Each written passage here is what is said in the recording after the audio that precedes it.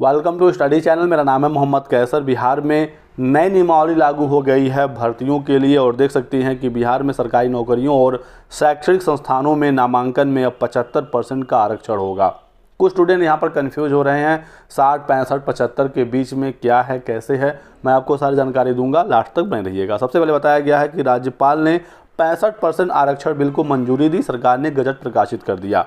तो ये 65% फिर क्यों मंजूरी मिली है, तो ध्यान रखिएगा कि जो बिल पास हुआ है, बिहार सरकार ने जो नई नियमावली लाई है आरक्षण संबंधी, वो 65% का है और 10% का जो EWS का आरक्षण है वो यथावत बना रहेगा। तो टोटल हो जाएगा 75%। ठीक है, तो इस बात को आप समझिएगा।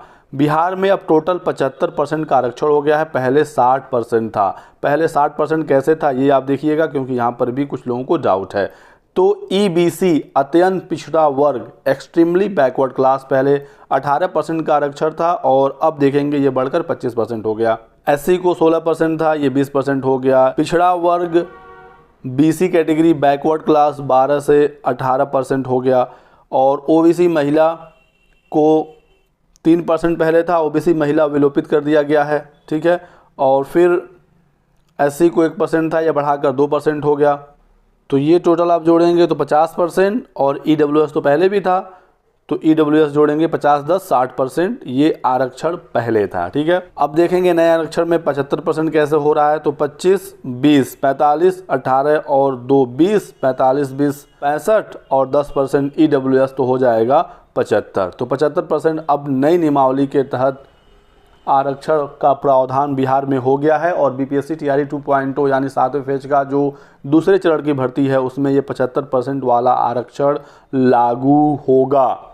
यानी कि अब सिर्फ 25% ही सीटें अनारक्षित बची हैं। इसी पर बिहार के जो सामान्य वर्ग के छात्र हैं, जो EWS नहीं हैं, तो सिर्फ 25% सीटें उनके लिए बची हैं और अदर स्टेट के सभी छात्र अभी नहीं 25% सीटों पर ही फाइट कर सकते हैं। और जाति जनगणना हुआ था बिहार में, आपको पता ही है, और उसी के आधार पर फिर ये आरक्षण लाया गया है।